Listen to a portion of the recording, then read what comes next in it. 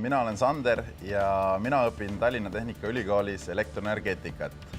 Lõpetasin sel aastal äsja bakalaureuse õppe.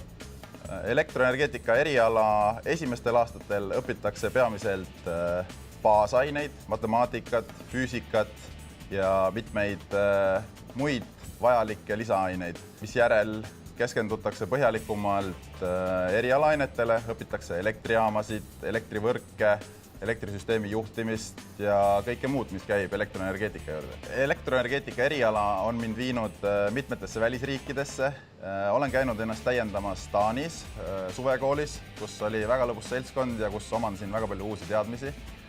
Lisaks olen seotud ühe rahvusvahelise projektiga, tänu millele olen käinud Rootsis laboratoorseid mõõtmisi tegemas ja tutvunud väga paljude uute inimestega.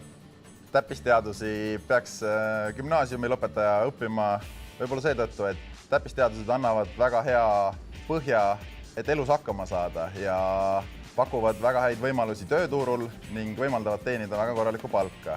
Lisaks võimaldab täppisteaduste õppimine arendada ühiskonda tervikuna ning osaleda millegi suurema ja tähtsama arendamises ja millegi uue loomises.